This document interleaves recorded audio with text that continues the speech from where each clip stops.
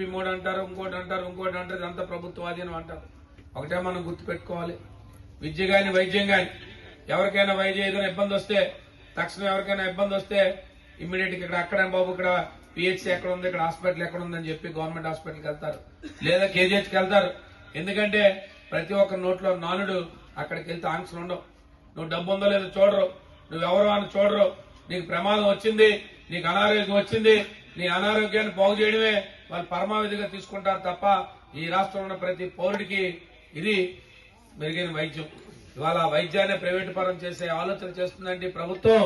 ఈ ప్రభుత్వం అంతా ప్రైవేటు పరం. ఒక పక్క భూములు అమ్మేస్తున్నారు, దొరికిన కాడికి అమ్మేస్తున్నారు, ఎక్కడ పెడితే అక్కడ ఏది పడితే భూములు ఇచ్చేస్తారు. ఎలాంటి వాళ్ళకి ఇస్తారంటే ఇవాళ డిమార్ట్లకి, ఇవాళ రిలయన్స్ హబ్బులకి ఇవాళ ప్రభుత్వ భూములు ధారాతత్వం చేసే పరిస్థితి. ఇవాళ దాని ద్వారా చెప్తారు మాటలు, ఇవాళ ఉద్యోగ అవకాశాలు కలుపుతారు. వెయిట్ చేద్దాం, సుమారుగా వాళ్ళకే సంవత్సరం అయిపోయిన సంవత్సరం 9 మాసాలైంది ప్రభుత్వం ఎన్ని ఉద్యోగాలు వచ్చి రాబోయే రోజులు అని తేలుతాయి. కాబట్టి ఇవాళ అందరూ ముఖ్య ఉద్దేశం ఏంటంటే ఇవాళ నియోజకవర్గ స్థాయి